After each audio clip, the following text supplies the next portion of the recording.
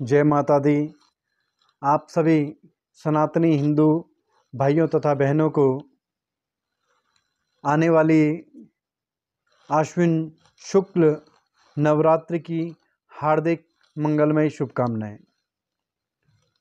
नवरात्रि वर्ष में 4 बार आती हैं। मुख्यतया 2 नवरात्रियां आश्विन शुक्ल प्रतिपदा से तथा चैत्र शुक्ल प्रतिपदा से, तो और 2 गुप्त नवरात्रियां तथा वैसे हर माह भी आप नवरात्रि का आयोजन कर सकते हैं। मुख्य 4 नवरात्रि होती हैं तथा हर नवरात्रि पर माता अपने भक्तों से मिलने के लिए हर वर्ष इस धराधाम पर आती है और अनेक वाहनों से माता आती है। माता का वाहन इस वर्ष क्या होगा? नवरात्रि इस वर्ष की जो है वह 15 नवंबर से आरंभ हो रही हैं और रविवार का दिन है।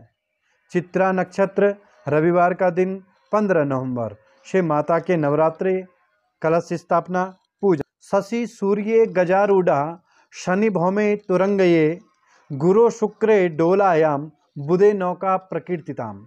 कहते हैं कि माता अगर रवि और सोम को अगर माता आती है तो उस समय माता हाथी पर सवार होकर के आती है। शनि और मंगल को माता घोड़े पर सवार होकर के आती है तथा गुरु और शुक्र को माता डोली पर सवार होकर के आती है तथा बुधवार को माता नाव पर सवार होकर के आती है तथा माता जब जब भी अपने इन वाहनों पे आती है तो क्या क्या घटनाक्रम देखने को मिलता है। शास्त्रों में कहा जाता है, गजे चो जलदा देवी छत्रभंगस तुरंगये नौकायाम सर्वसिद्धिश्या डोलायाम मरणा ध्रुवम। कहते हैं कि माता जब भी हाथी पर, गजे चो जलदा देवी, अगर माता हाथी पर आती है तो वर्षा अधिक होती है। वर्षा अधिक होने से अन्न धन की कमी नहीं रहेगी तथा सभी सुखी एवं संपन्न रहेंगे। सुख समृद्धि उस समय आती है जब माता हाथी पर सवार होकर के आती है। तो इस वर्ष माता हाथी पर सवार होकर ही आ रही है, तो आप सभी लोगों की माता मनोकामना पूर्ण करें।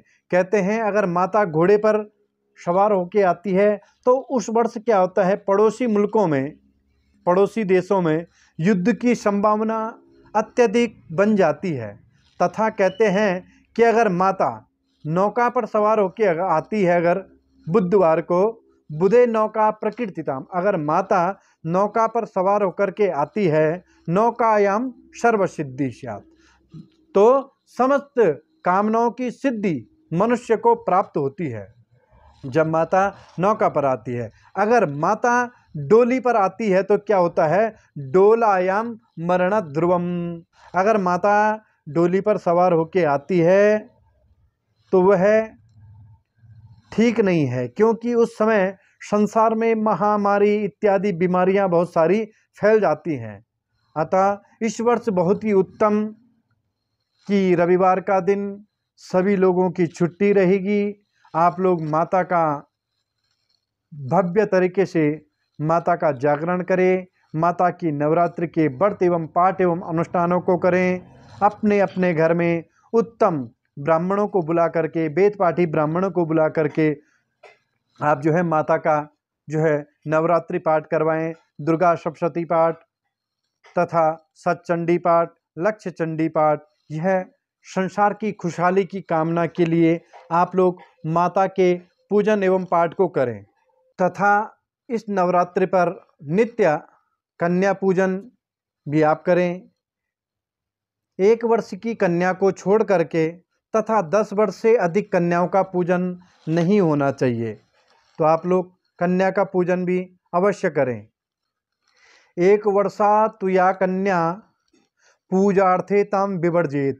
1 वर्ष की कन्या का पूजन नहीं होना चाहिए, क्योंकि गंध पुष्पा फलादीनाम उसको गंध पुष्प फल आदि के रस के बारे में पता नहीं होता है, इसलिए उस कन्या को नहीं बुलाना चाहिए। द्विवर्ष आरभ्य 10 वर्ष पर्यंतम एवं पूज्या कन्या, तो 2 वर्ष से तथा 10 वर्ष की कन्याओं का आप नित्य निरंतर पूजन करें। प्रथम दिन 2 वर्ष की कन्या, द्वितीय दिन 3 वर्ष की कन्या, तृतीय दिन 4 वर्ष की कन्या, इसी प्रकार से प्रत्येक दिन एक कन्या का आप पूजन करें। कि पहले दिन की कन्या कुमारिकाम त्रिमूर्तिम कल्याणी रोहिणी काली चंडिका शांभवी दुर्गा सुभद्रा इति नामनी।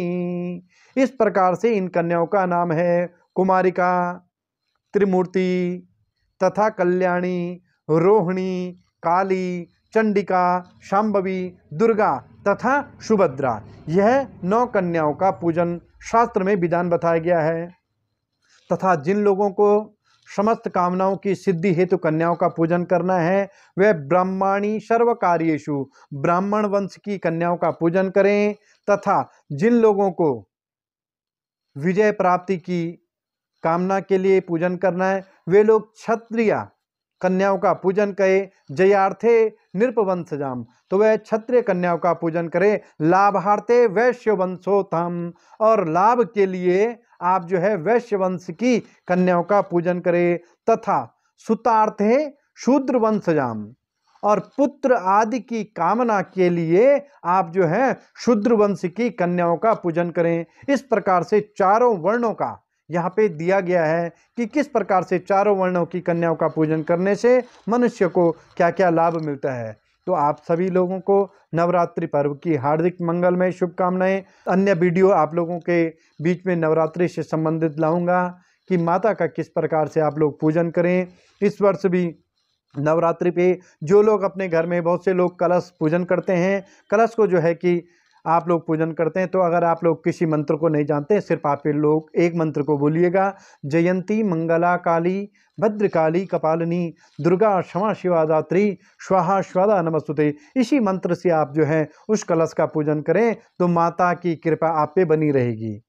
इससे अधिक कुछ करने की आपको आवश्यकता नहीं है। जो लोग दुर्गा सप्तशती पाठ को करने में असमर्थ हैं, धन का अभाव है, या वे लोग नहीं कर पाते हैं, तो आप लोग क्या करें, गीता प्रेस गोरखपुर की एक पुस्तक है दुर्गा सप्तशती, आप उस पुस्तक को लाइए और उसका हिंदी रूपांतर, जो लोग संस्कृत को नहीं पढ़ सकते हैं वे लोग हिंदी रूपांतर पढ़ें। नित्य आप दुर्गा सप्तशती का पाठ करें।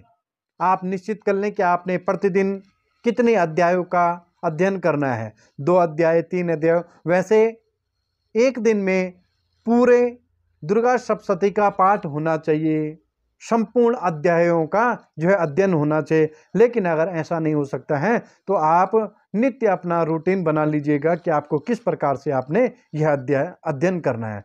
तो माता रानी की कृपा आप सभी पे बनी रहे। तो इस वर्ष माता रानी हाथी पर सवार होकर आ रही है, बहुत ही खुशहाली का यह पर्व है। तो माता रानी की कृपा आप सभी पे बने। ओम।